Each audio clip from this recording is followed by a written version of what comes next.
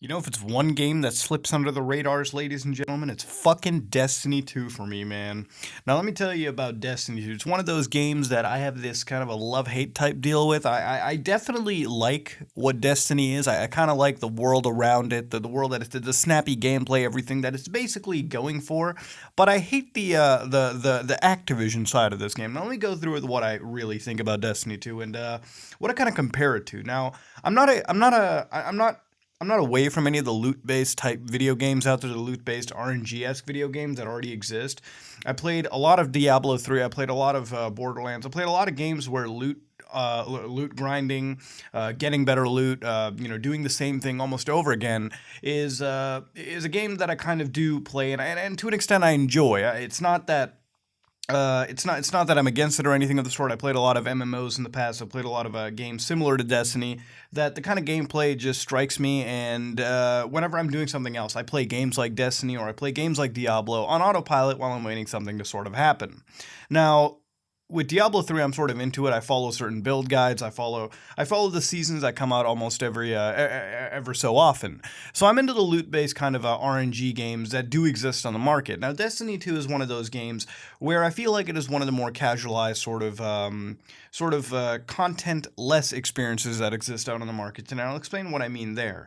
When I play a game like World of Warcraft or Diablo 3 or something of the sort, even something like Overwatch, which isn't a valid comparison, anything of the sort. There's a lot of content in something like, say, Diablo 3. There's tons of rifts. There's tons of different gameplay aspects to really go strike up. If you don't feel like doing one aspect of gameplay, you can just switch to one or the other at will. With Destiny 1 and Destiny 2, I feel like the amount of gameplay, amount of content that you can really go through is very limited in scope. And unless you keep up with all of the content expansions that Destiny offers, you're going to be locked out eventually at one point. With Destiny 1, until I bought the expansion passes when they were really cheap, I couldn't play certain aspects of PvP that I could play just fine without these expansions coming out. So yeah, it's a pretty shady fucking thing for Activision to do, but somehow it happens in Destiny and it gets away with it.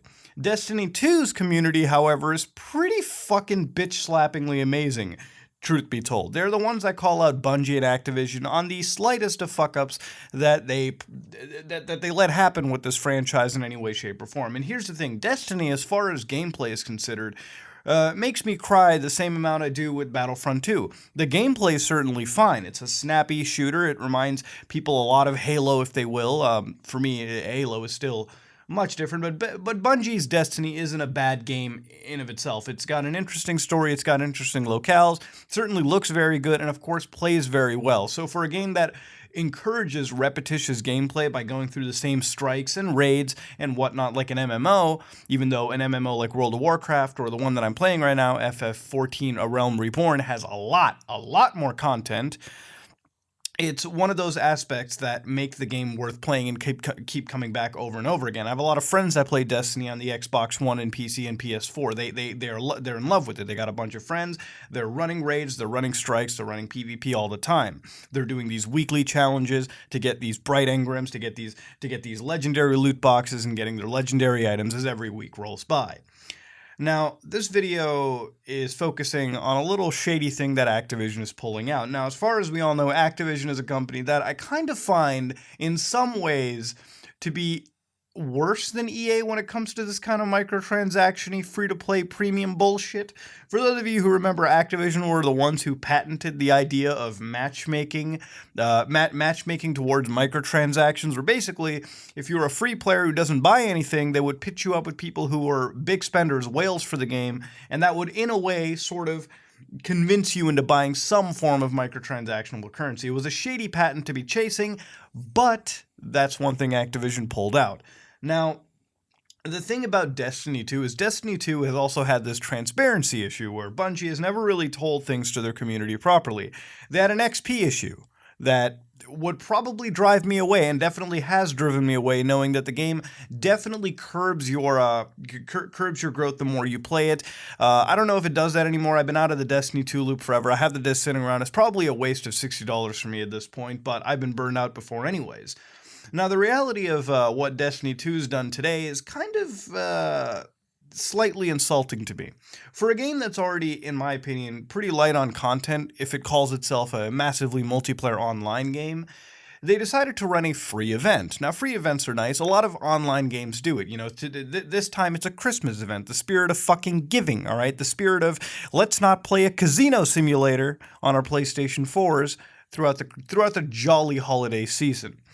Now, with Destiny 2's loot system, the idea of getting exotics is probably the wet dream for every player on the game anyways.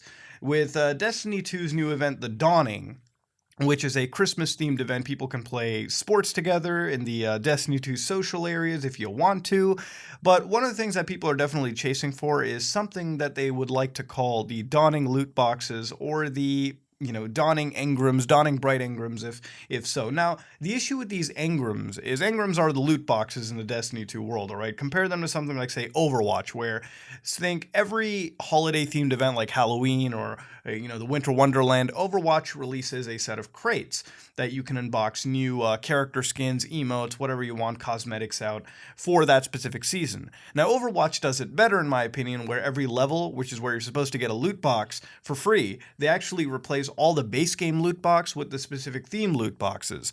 So you're able to get those themed items a lot quicker than if the game would just randomly hand you out a normal loot box or a Winter Wonderland loot box. It would be kind of really, it would be really outragey if they kind of did that.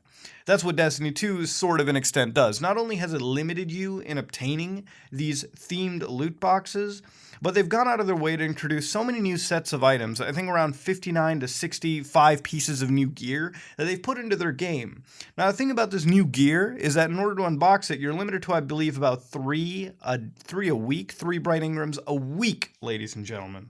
Of course, that's without buying any of this shit and tossing your credit card out the fucking window for doing any of this. Now, of course, you can grind out doing daily rewards and whatnot and get more of these items, but the fact is, Destiny's got such a system where it has an asinine amount of grinding to the point where if you want this dawning set of gear before it ever goes before you can obtain it, which is after the 3-week event, unless the dawning comes around for a year 2, a year 3, a year 4, whatever, how long this game is supported, you're not able to get this gear past the 3-week event. This is the limited time frame you have to obtain this gear of items. Now, of course, all the items here present are cosmetic, and to an extent, I'm okay with cosmetic items that are limited time available out through, if you can obtain them via grinding. But the thing is, the grinding that is required for some of these is so astronomically high that it's better, it's more time efficient to just take out your wallet, pay up money for in-game silver, which is the paid-for currency, and obtain this gear that way. Now, sure, you can obtain it with Bright Dust, which is the non-microtransaction currency, but it's gotten expensive to the point where you're really going to be spending your time grinding and slaving away at this game in order to obtain some loot that is only available limited times out of the year. Now, of course, it's cosmetic, and none of the stuff really changes gameplay. I believe one item probably gives you like an XP boost, which isn't really gameplay shattering. It's just something that saves you time. It's not something that affects anybody else, whether it be in PvE or PvP in any situation. So to an extent, when it comes to cosmetics, I'm okay with it. With Destiny 2, on the other hand, with a lackluster amount of content that's already come out with both games at launch, to the fact where it's only with like 4 or 5 expansions where the game feels complete and, with some. It's one of those shady things that doesn't really go down with anybody.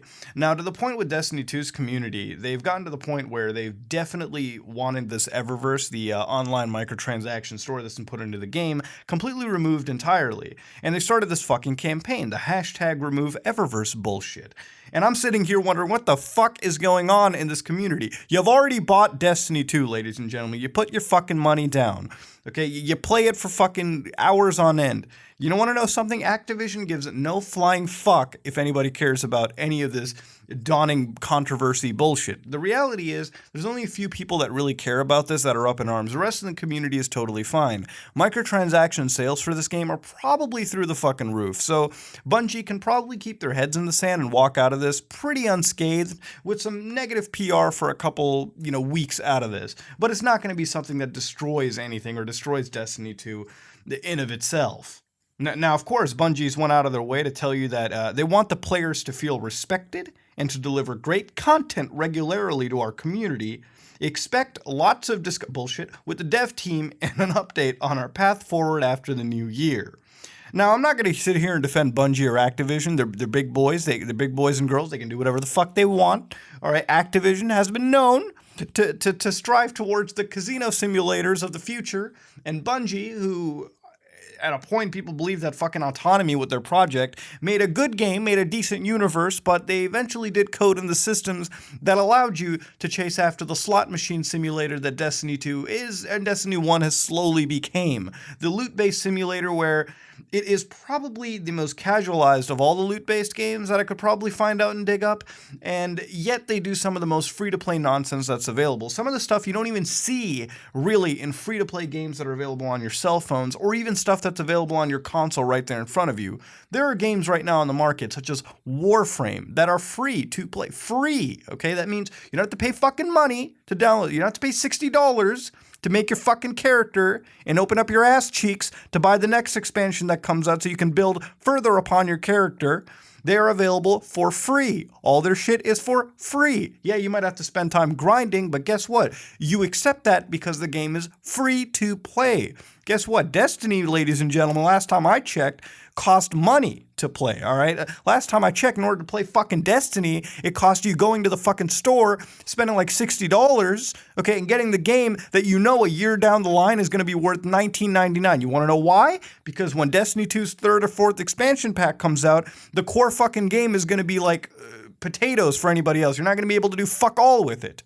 Now, of course, I'm rambling on and on and on, but I'm getting down to the point for stating that what Activision is doing is really fucking shady. It's really shitty with what they're trying to push onto their players. They've patented the idea of pushing microtransactions through matchmaking. And right now, using one of the biggest online games at this moment in time, which they do have one of the biggest online games, they have multiple big online games, they're pushing the idea of turning what is, in fact, some people's biggest fucking game franchise, some people's biggest multiplayer investment into the biggest casino you could find on PlayStation services and Xbox services, PC services available.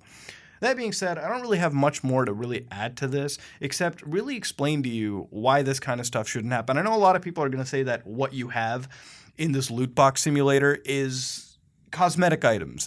And yes, I have time and time said that I'm okay with cosmetic items if you can grind for them, whatnot. I get that having microtransactions allows you to get some form of free DLC or free expansion packs to a base game. But here's the thing, Destiny 2 doesn't fucking do that. There are still paid for expansions, there are still microtransactions, there are still free-to-play elements that shouldn't belong in a $60 game. And the thing is, the reason why I get so passionate about it is because of the core, you have a good game. You have a decent game. You have a snappy game that a lot of people enjoy for a valid reason. There's a lot of people that play Call of Duty. A lot of people play Destiny 2 because at the core, it's an enjoyable game. It's a fun game to get yourself into for a few hours at a time. And if you have friends, it's something that can bring you together. It's a social experience. But the companies behind it, Activision and Bungie, I'm going to put Bungie on the same pedestal as Activision, and say that they're abusing their consumer base, they're abusing their player base by doing this kind of shit. And already they're pushing this kind of stuff for people to buy on the Xbox One and the PS4 through adverts on the game system itself. So there's a whole bunch of stuff that Activision's doing with this one franchise that just can't seem to fucking get a break. It's Destiny 2. It's one of the biggest games that has come out in a long time. It's one of the biggest franchises that has come out. People are still talking about how much money this game made on day one, how much money was put into this game, and just how big of a project Destiny and Destiny 2 were. It was Bungie's, I guess you could say, second magnum opus. And what has it become? A loot box-oriented game where people have to make up ways in order to abuse the system to try to get as many loot boxes as they can out of it for fucking what?